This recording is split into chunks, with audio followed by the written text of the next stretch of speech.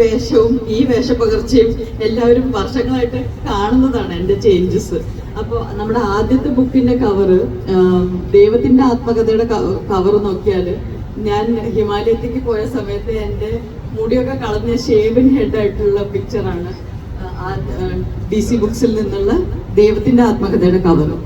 അപ്പോൾ ഈ ബുക്കിന്റെ കവർ എന്ന് പറയുന്നത് എൻ്റെ വളരെ മാസ്കുലിൻ ആയിട്ടുള്ള ഒരു ടൈം ഓഫ് ലൈഫ് ഉണ്ടായിരുന്നു. എൻ്റെ എല്ലാവരും നിങ്ങൾ വളരെ ബോൾഡാണ്, നിങ്ങൾ എങ്ങനെയാണ് ഇത്ര ബോൾഡായിട്ട് കാര്യങ്ങൾ ചെയ്യുന്നത്?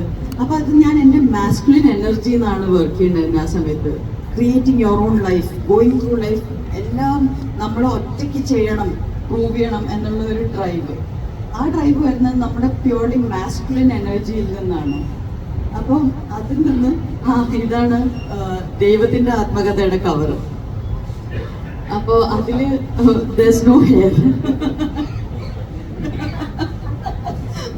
അപ്പോ ഈ വേഷത്തിൽ നിന്ന് ഇതിലേക്കും പിന്നെ ഇതിലേക്കുള്ള ഒരു ചേഞ്ച് സത്യത്തിൽ നമുക്ക് അറിയാൻ പറ്റും, നിങ്ങൾക്കൊക്കെ അറിയാം. അപ്പൊ ഇത് മലയാളത്തിൽ മാത്രമേ ഈ കവർ ഇറക്കിയിട്ട് അർത്ഥമുള്ളൂ. ബിക്കോസ് എന്നെ വ്യക്തിയായിട്ട് എല്ലാവർക്കും 28 വർഷമായിട്ട് എന്നെ കണ്ടുകൊണ്ടിരിക്കുകയാണ്.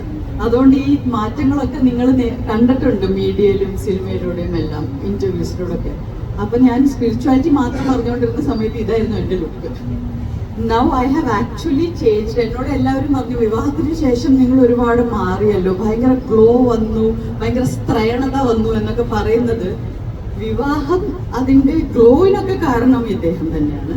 പക്ഷേ ഈ സ്ത്രൈണതയുടെ കാരണം ഹോർമോണൽ ചേഞ്ചസ് ആണ്. നമ്മൾ എത്ര മാസ്കുലിനായിട്ടും എത്ര ഗോ ഗെറ്ററായിട്ടും കരിയർ ഡ്രിവൻ ആയിട്ട് നടക്കണമെന്ന് വിചാരിച്ചാലും ഒരു പ്രായം കഴിഞ്ഞാൽ നേച്ചറിൽ തന്നെ അതിനൊരു ബാലൻസ് ഉണ്ട്. അപ്പൊ നമ്മൾ സ്ത്രീകൾ ഓട്ടോമാറ്റിക്കലി ഒരു ഫെമിനൈൻ സൈഡിലേക്ക് പോവുകയും അതിൽ നിന്നുമാണ് ആക്ച്വലി ഒരു സ്ത്രീയുടെ സ്പിരിച്വൽ ജേർണി തുടങ്ങുന്നത്. അപ്പൊ നിങ്ങളിപ്പോൾ പറയുന്നത് ഇപ്പം മെഡിറ്റേഷനിൽ കുറേ കൂടി you are able to understand. Because നിങ്ങൾ എന്നും ലൈഫിലൊരു വളരെ ഫെമിനൈൻ ലേഡി ആയിരുന്നിട്ടുണ്ടാവും അല്ലേ? No? So you also went through a change? No, actually I started my journey as when I think to manifest something. Later I think it's a destiny, or if we are here to understand something beyond this body, we will be there. പക്ഷേ ഈ മാറ്റം വന്നത് bodily ചേഞ്ചസിലൂടെ തന്നെ നമ്മുടെ മനസ്സും മാറി towards more and more. Due to my life situation, I think my more